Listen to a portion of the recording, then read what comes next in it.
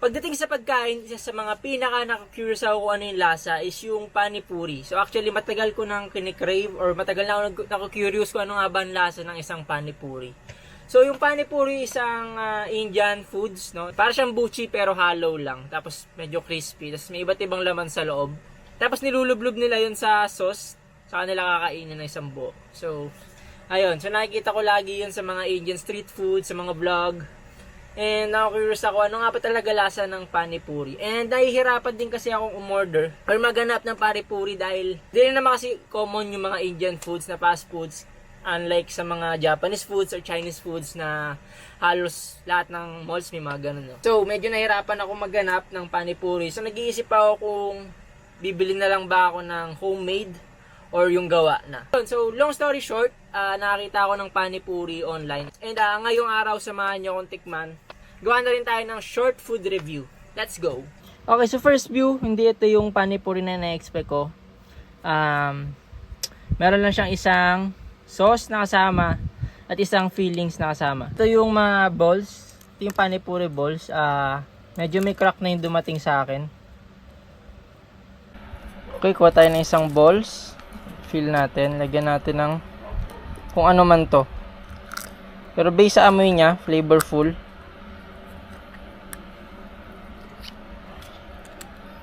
Alam mo yung texture na itong nilalagay ko. Para siyang itlog na maalat.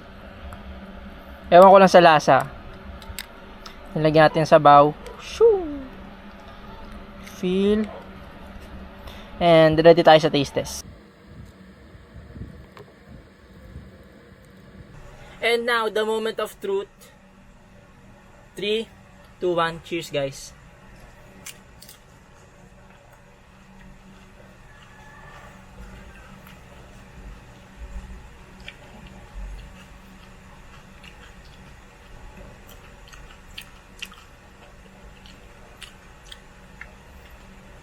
Wow. Woo.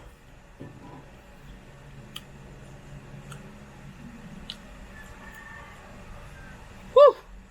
Flavor bomb. Actually, hindi ko rin maintindihan ano yung nalasahan ko. Pero, ang daming nangyayari. So, parang pagkakain mo, nandun yung lasa ng feeling, tapos sasabog pa sa bunganga mo yung sabaw. It's a fun experience.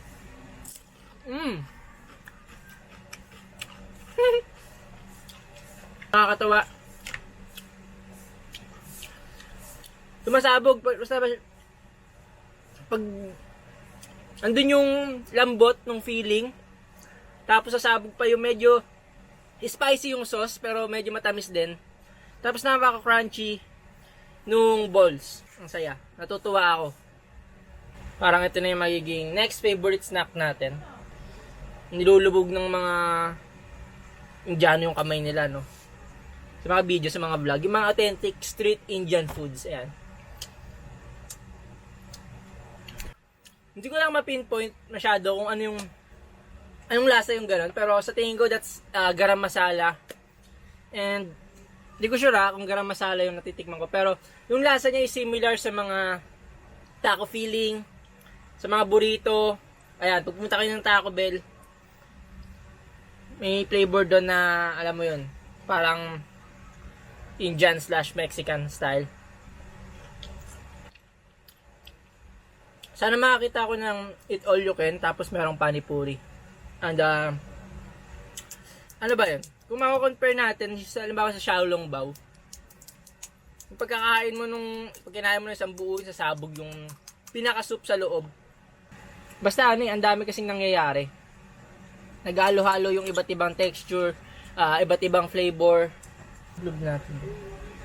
Kasi yung sa mga authentic Indian street foods, talagang nilulublob nila yung kalahati ng kamay nila eh.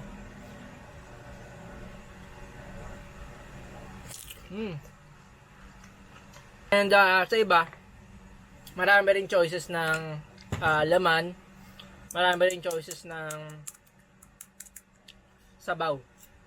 So usually ito, ano ba to? Ang bango eh. Hindi ko lang ma-figure out kung ano.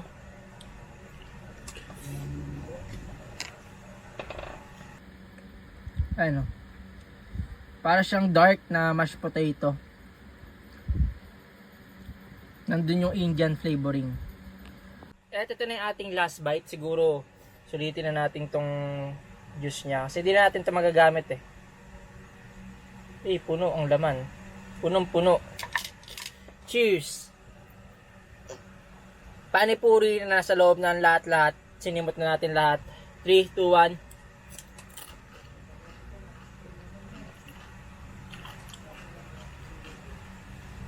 Woo!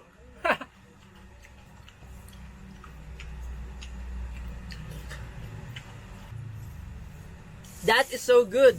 As of now, bigyan natin ng 10/10 kasi na-enjoy ko yun eh. Yung experience. And next, sa titikman natin, umorder din nga pala ako ng hummus na may kasamang pita bread. Actually, what the fuck is that?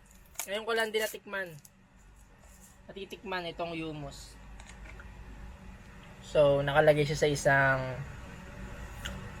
Tupperware. And, medyo mamantika siya. Ito yung ating hummus. Ayan, medyo mamantika siya, Ew. Wala rin akong, and hindi rin ako sure paano siya kinakain. Pero meron siyang kasamang pita bread. So, idadaw-daw na lang natin tong pita.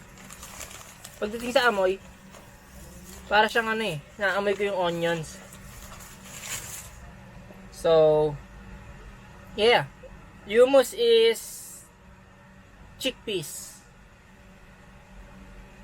Okay. Let's taste. Taste test in 3, 2, 1.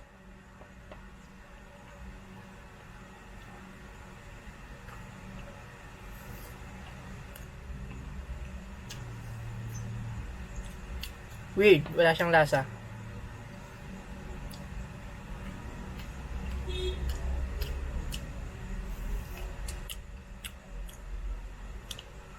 Wala siyang lasa.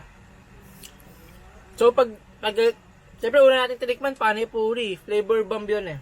Tapos lilipat tayo dito. Yung texture niya parang magaspang na mashed potato. Pero pagdating sa lasa, medyo matabang lang. Walang spiciness, walang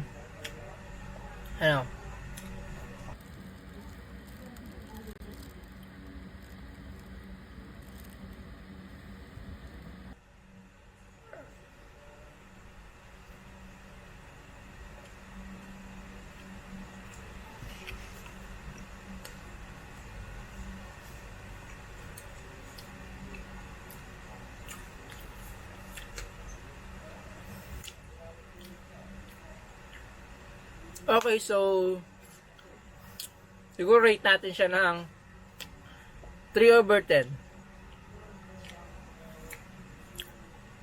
Hindi ako natawa. Sa kanya.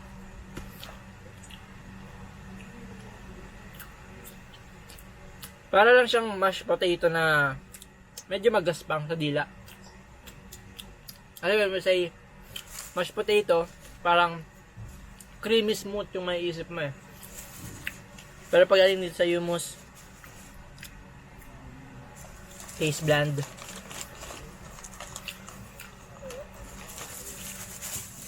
And hindi siya flavor bomb. So medyo disappointed lang ng konti. So siguro doon natatapos yung short review natin. Short food review. Kung saan tumikim tayo ng dalawang foods na ngayon lang natin natikman. Okay, so I guess bago ulit tayong titikmang pagkain. See you in the next episode.